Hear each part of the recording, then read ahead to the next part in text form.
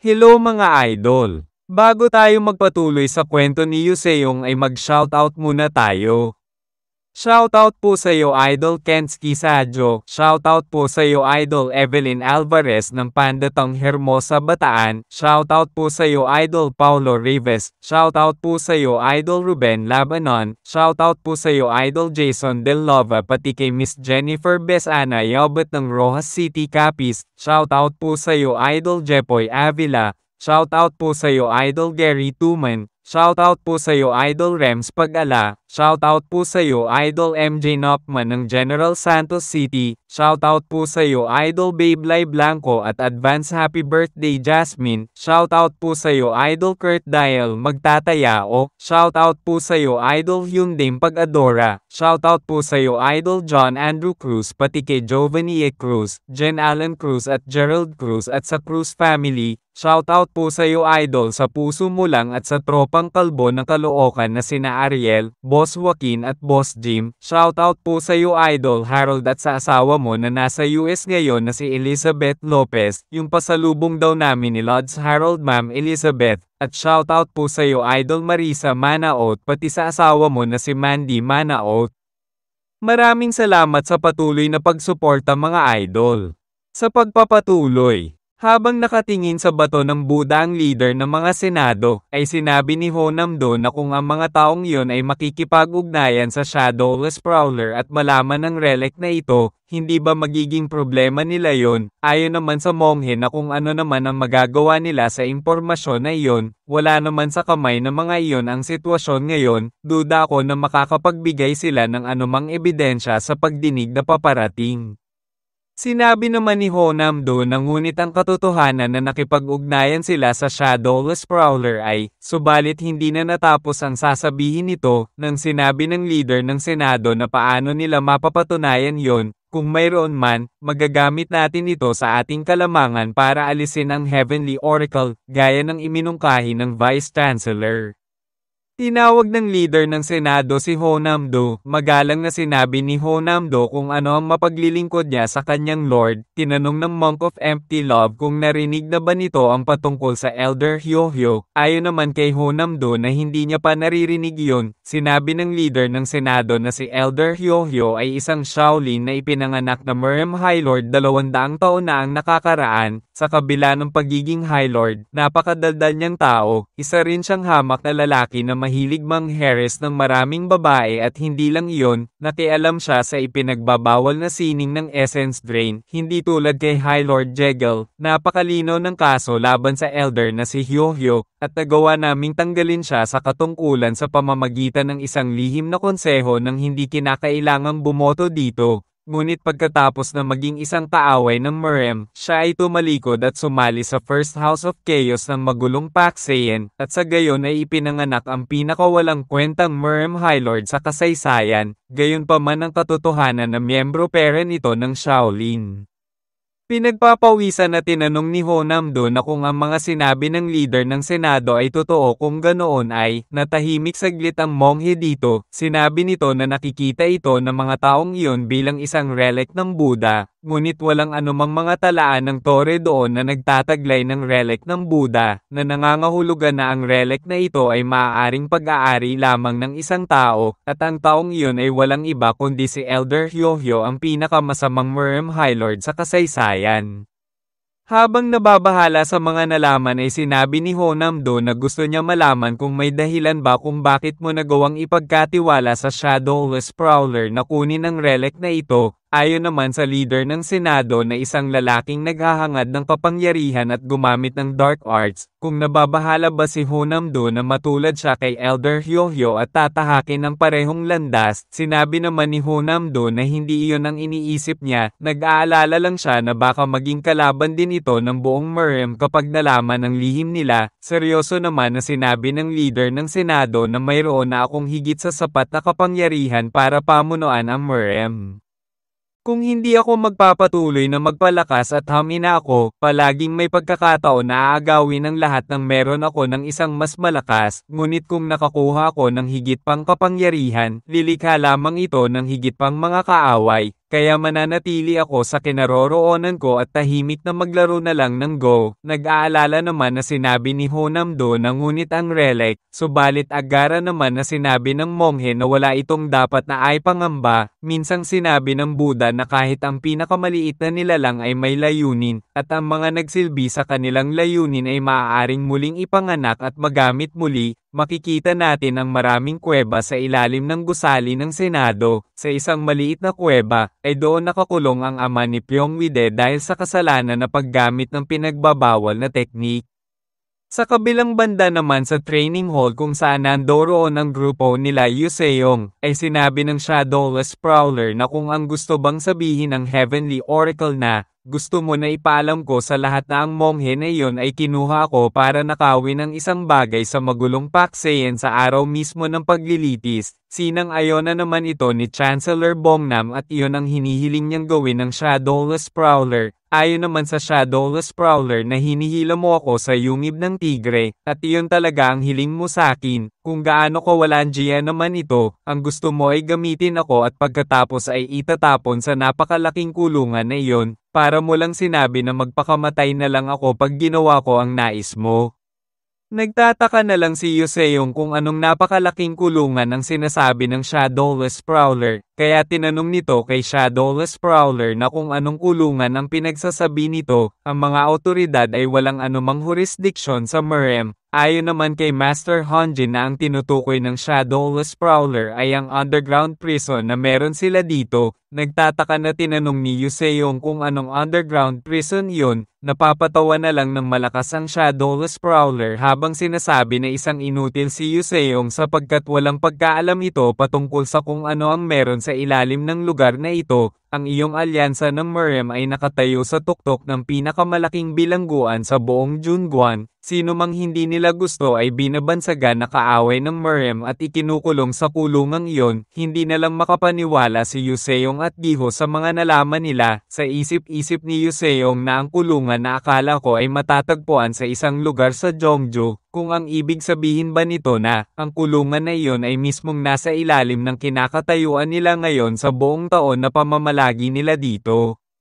Bigla naman kinausap ng Merem High Lord si Chancellor Bongnam at sinabi nito na tama ang sinabi ng Shadowless Prowler. May pagkakataon na huhulihin lang siya kapag ginawa niya iyon, mas lalong hindi makakatulong para sa kanya kapag lumabas ang Shadowless Prowler at sabihin ang mga bagay na iyon para lamang mailigtas siya sa pagkaka-impeach bilang High Lord.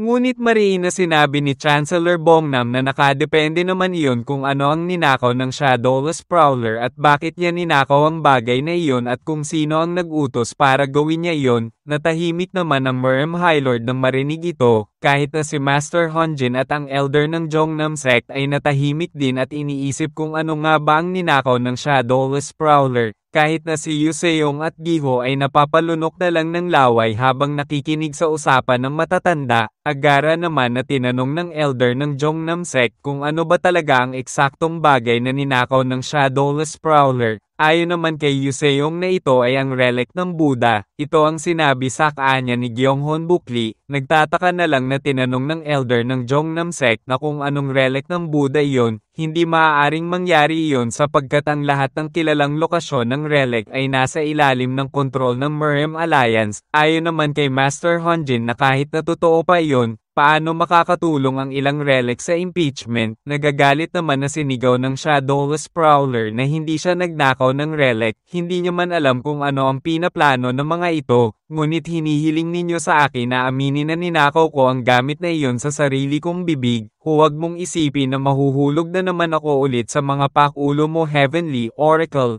Sa sobrang lakas ng pagkakaapak ng Shadowless Prowler sa sahig ay nagkabitak ito. Nabahala naman si Yuseong at Giho nang maramdaman ang galit ng Shadowless Prowler. Nababahala naman na sinabi ni Master Honjin na huminahon lang ang Shadowless Prowler at itigil na nito ang ginagawa nito. Nakangiti naman na sinabi ng Heavenly Oracle na mukhang hindi pa rin nagbabago ang pagiging mainite ng ulo ng Shadowless Prowler. Gayunpaman ay kahit siya ay hindi pa rin nagbabago tulad nito, Umaasa pa rin ako para sa isang mundo kung saan ang mga taong tulad mo at ako ay mabubuhay ng magkakasundo. Ang iyong isang mga pahayag sa paglilitis ng impeachment ay may pagkakataong tumulong sa pagliligtas ng isang buhay. Natahimik saglit ang Shadowless Prowler sa mga sinabi ni Master Hunjin at itinigil na nito ang pagpapalabas ng malakas na aura. Sinabi nito na mas gugustuhin ko pang mahuli at mapatay ng First House of Chaos kaysa sa makulong ulit sa malaking kulungan na iyon. Pinagpapawisan naman na sinabi ni Demonggi na hindi niya maintindihan ito. Paano naman nasabi ni Chancellor Bongnam na makakaligtas ang Shadowless Prowler ng buhay ng isang tao dahil lamang sa pag-amin na may ninakaw ito? Napatahimik naman saglit si Yuseong sa tanong ni Demonggi. Ayon naman kay Chancellor Bongnam na ang monghe ay gumawa ng mga paggalaw ng kasing bilis ng iba sa inyo bago pa man ang pagsalakay sa Xinjiang. Buong oras ko nang sinusubaybayan ang kanyang mga aktibidad, may malaking papel pa ang monghe na iyon sa pananakop na nangyari.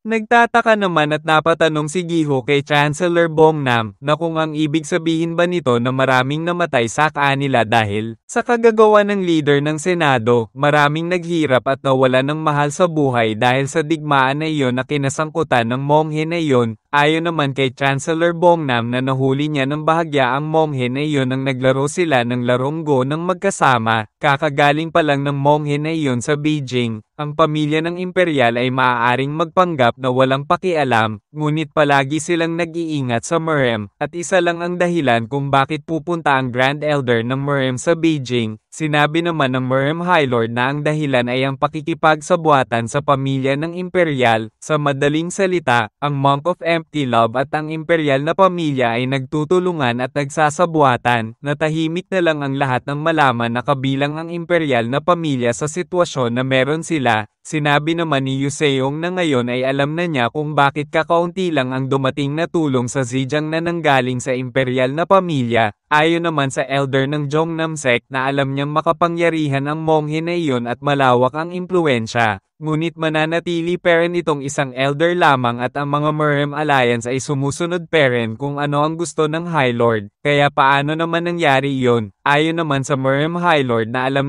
ng pamilya ng imperial na ang Murem High Lord ay isang tao-tauhan lamang. Ang tunay na humahawak ng buong Murem Alliance ay palaging ang monghe na iyon. Sinabi naman ni Chancellor Bongnam na may isa pang grupo na naging sobrang aktibo kamakailan, at ang grupo na ito ay ang kilalang Shadow Hand. Napapataas na lang ng kilay si Yuseong nang marinig ang Shadow Hand. Naalala niyang mabilis na kumilos ang mga ito nang nagkaroon ng sunog sa Athenaeum. Sinabi ni Chancellor Bongnam na madalas sa pagbisita ng Shadow Hand sa House of Sakhian sa panahon ng pagsalakay sa Xinjiang, ito ay nasa ilalim ng pagkukunwari ng proteksyon, ngunit mayroon silang iba pang mga plano. Sinabi naman ng Shadowless Prowler na dinala niya ang kanyang ninakaw sa House of Sakhian, bagaman na hindi ako sigurado kung bakit hiniling sa akin ng monghe na ihatid ito sa House of Sakhian pagkatapos niya itong nakawin. Ayon naman kay Yuseong na hindi niya maintindihan kung para saan yon, ang House of Sakhian ay parte ng 5 noble houses. Kaya bakit ginagawa ng monghe ito kung ito naman ay parte ng 9 sects? Sinabi naman ni Master Hunjin na ang House of Sakhian ay palagi nananatili na neutral at walang pinapanigan na grupo sa mga tunggalian ng sekta. Ang kanilang pangunahing kaaway ay palaging ang First House of Chaos. Napaisip na lang si Yuseong na ang House of Sakhian ay nalipol sa aking nakaraang buhay dahil ang monghe ay minamanipula ang mga ito at nangyari sa kanila iyon sa kamay ng kanilang mortal na kaaway na First House of Chaos. Tinanong naman ng Shadowless Prowler na ano ang kinalaman ng relic sa alinman dito. At sino naman ang sinasabi nitong maaaring mamatay na pwede niyang mailigtas sakaling tutulong siya dito? Bigla naman may isang taong bumubukas ng pinto, at sinabi nito na ang tiyempo ng pagiging naaayon sa paglilitis sa High Lord ay hindi nagkataon lamang. Napalingon naman ang lahat ng marinig ang mga sinabi nito. Ayon naman kay Chancellor Bongnam na perpekto ang dating nito, natutuwa na lang si Demonggi at napapangiti na lang Giho nang makita ito, samantalang nabigla si Yuseong nang makita ang taong dumating. Ayon naman kay Bongde Ala na malaki ang chance na balak nilang patayin ang kasalukuyang High Lord. Namumula na lang si Yoseong nang marinig ito, agara niyang nilapitan si Bong Deola at sinabihan itong sumama muna sa kanya saglit. Nagtataka naman sila Chancellor Bongnam sa kakaibang kinikilos ni Yoseong. Binulong naman ni Yoseong kay Bong Deola na hindi naman siguro nakarating sa ganyang conclusion dahil sa sinabi ko sa iyo tungkol sa nakaraan buhay ko. Nakangiti naman na sinabi ni Bong Deola na kung ano ang pinagsasabi ni Yoseong. Ikaw ang malakas na bumulong sa akin ng gawaing ito habang ako ay natutulog. Pinagpapawisan na lang si Yoseong nang marinig ito, at natataranta na sinabi nito na hindi naaayon ang timing nito sa pagsabi noon. Ang mga sinabi niya dito ay dapat ay mangyayari pa sa susunod na taon. Ayon naman kay Bong Deola na I'm sure alam mo na maraming bagay ang di na naaayon at nasira na at ang timing ay maaaring palaging magbago. Kung ako ang monghe, wala nang mas magandang panahon kaysa ngayon para patayin ang High Lord. Ayon naman kay Yoseong na alam niya ang bagay na iyon, subalit ang kalaban natin ay ang monghe. Kailangan natin ng matibay na ebidensya bago tayo lumaban sa kanya. Kung tayo ay magkamali, ang mga bagay ay mas lalong lalala. Sinabi naman ni Bong Deola na kung ano ang maaaring maging mas masahol pa kaysa sa pagkamatay ng High Lord. Kung tama ako sa mga sinasabi ko na pwedeng mangyari, ang Merem High Lord ay mamamatay nang wala tayong ginagawa. Natahimik na lang si Yoseong nang marinig ito. Ayon pa kay Bong Deola na kung tama si Yoseong patungkol kay Chonma at gusto nilang pigilan ang pagkawasak ng Merem Alliance, dapat mabuhay ang High Lord. Napataas na lang ng kilay si Yoseong at napagtanto niyang tama si Bong Deola. Sa isip-isip nito na hindi ko nagawang sabihin kay Bong Deola na siya si Chonma, ang pagkasira ng alyansa ng Merem. Akala ba niya ang pagkamatay ng High Lord ang magiging sanhi nito? Nakangiti naman na sinabi ni Bong Deola na kahit na mali siya dito, hindi naman siguro masamang pigilan ito. Sa isip-isip ni Yoseong na totoo na kailangan nila ang High Lord para maayos ang corrupt na Merem Alliance na meron sila ngayon. Ngunit sinabi ni Yoseong na paano ito konektado sa relic ng Buddha. Ayon naman kay Bong Deola na iyon ay isang bagay na sinusubukan niyang malaman din. Bigla naman sinabi ng Shadowless Prowler na kung walang plano ang monghe na patayin ang High Lord,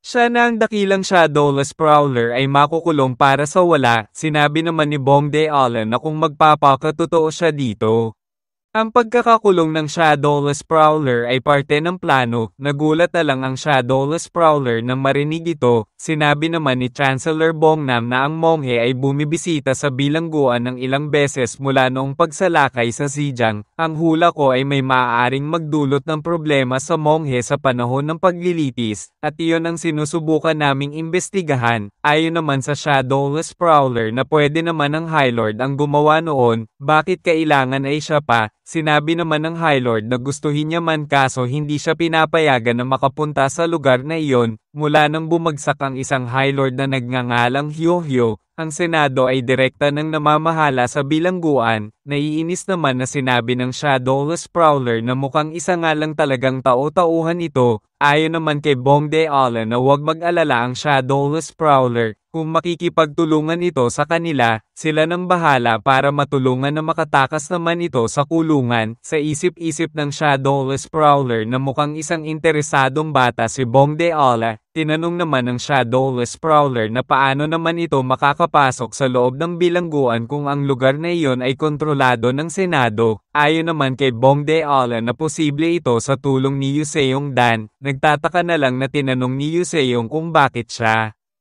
Samantalang habang pinapanood ng Merem High Lord at ni Chancellor Bongnam ang pag-uusap ng tatlo, sinabi ng Merem High Lord na ang nangyayari ngayon ay kahanga-hanga. Hindi niya inaasahan na lubos na napaghandaan na ni Chancellor Bongnam ito. Napalingon naman si Chancellor Bongnam kay Merem High Lord nang marinig ang sinabi nito, at tumatawa itong sinabi na ang bagay lang naman na ginawa niya ay ang dala ng Shadowless Prowler, at ang iba pa ay ang lahat ay pinagplanohan ng kanyang disipulo na si Bong Deola. Nagulat na lang ang Merem High Lord nang malaman ito. Habang nakatingin kay Bong Deola ay sinabi ng Merem High Lord na ang boses nito at kung paano ito gumalaw ay ang Bong Deola na kilala niya. Ngunit hindi pa rin siya sanay sa bagong hitsura na meron ito ngayon, ang dominating demonic blood na humigop ng laso ng halimaw na arachna. Tinanong naman ni Chancellor Bongnam na kung nababahala ba ang Merem High Lord, sinang-ayon na naman ito ng Merem High Lord. Ayon pa dito na marami na ako na nakitang mga negatibong epekto mula sa pagkakaroon ng napakaraming key sa loob lamang ng maikling panahon. Ayon naman kay Chancellor Bongnam na pati siya na master ni Bong Deola ay nag-aalala din noong umpisa.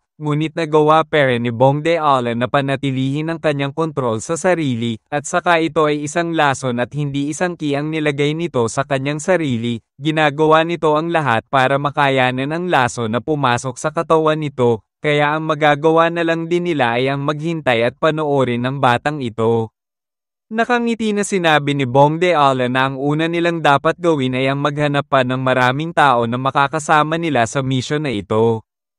Ang monghe ay nagbabantay sa ating lahat, kailangan natin ng mga impormante at maliksi na kasama na makakaiwas sa mapagmatsyag na mata ng monghe. Nakangiti naman na sinabi ni Yuseong na kung isang impormante at maliksi na kasamahan ba ang hinahanap nito, mayroon siyang kilala ng mga tao na iyon. Nagulat na lang ang lahat sa mga pahayag na sinabi ni Yuseong, kaya napapangiti na lang ang ating bida sapagkat tamang-tama ang desisyon na ginawa niya. Samantalang sa kabilang banda sa lugar ng Thousand Fragrance Village, habang naglalakad ang mag-ama palapit sa tarangkahan ng gusali ng Thousand Fragrance Village ay napapatanong na lang si Bunggon na kung ang lugar na ba ito ay ang Thousand Fragrance Village. Bigla naman nagbigay galang si Lady Yun at tinanong nito kung ito ba si Bunggon ng Housek. Kanina pa nila hinihintay ang pagdating nito, nagtataka na lang na napapatanong si Bunggon na kung siya ba talaga ang hinihintay nila Lady Yun. Natutuwa naman na sinabi ni Lady Yun na tama ito, siya ang hinihintay nila na dumating sapagkat ang isa sa mga benefactors nila ay sinabi na kung sakaling dumating ang Bunggon na kaibigan nito ay magtanong muna sila ng isang katanungan para masigurado ang pagkakakilanlan nito. Kung ang mga pinag-usapan ba nito at ng kanilang benefactor sa Hangzhou, pareho pa rin ba ang conclusion mo sa dati? Nagulat na lang si Bunggon sa tinanong ni Lady Yun at napagtanto niyang ito ang sinasabi ni Yuseong sa kanya na makakatulong sa kanila. Samantalang sa kabilang banda, sa karagatan ng Zhejiang, isang baybayin malapit sa Botam sa timog dagat, makikita natin si Soso na patuloy na nagsasanay sa ibabaw ng karagatan. Walang humpay ang pagsusumikap nito para lumakas ng makatulong sa ating bida. Mabilis na gumagalaw ito sa ibabaw ng tubig, at magaan na paglapag ang nagagawa nito na halos walang makikitang pagdapi ng paa sa tubig na para bang ito ay lumulutang sa ere, hanggang sa nagsagawa ito ng isang nakakaakit na teknik at nagpatuloy sa pagsasanay habang naiilawan ng maliwanag na kabilugan ng buwan.